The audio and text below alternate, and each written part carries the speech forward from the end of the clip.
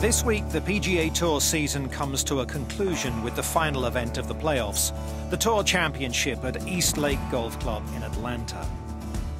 The tournament brings together the 30 most successful players of the 2016-2017 season, and on offer is a lucrative bonus pool highlighted by the $10 million that'll be awarded to the winner of the FedEx Cup itself.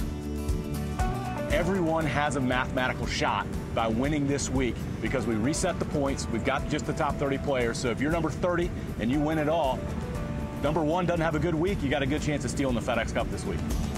Top of the standings coming into East Lake is Jordan Spieth. The Open champion is just ahead of good friend and PGA Championship winner Justin Thomas. World number 1 Dustin Johnson is 3rd, in-form Australian Mark Leishman 4th, and Spain's rising star Jon Rahm 5th.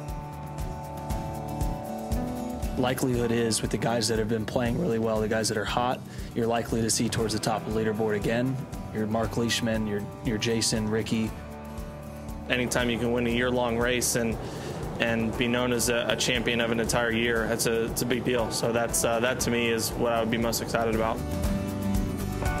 For me, it's more about, winning the Tour Championship and becoming a FedEx Cup champion than it is about the money. Obviously, that's just a very nice bonus.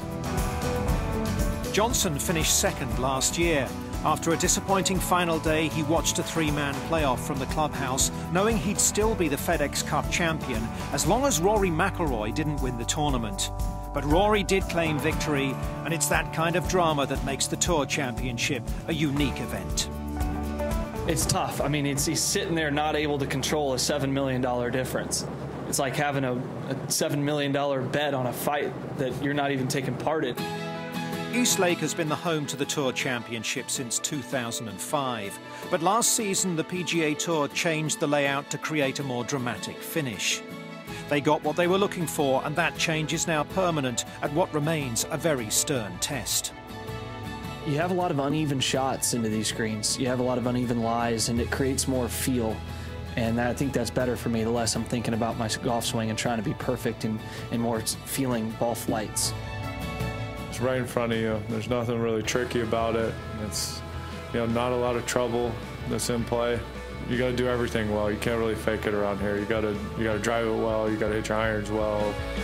The other thing about East Lake that makes it a fitting finale to the season is the connection with Bobby Jones. This is the course where it all started for the man who was arguably golf's first truly global star. It's like any time that you go play a place that Bobby Jones or Hogan or any of those guys that they were a part of, I don't think we can truly understand how cool and how special it is.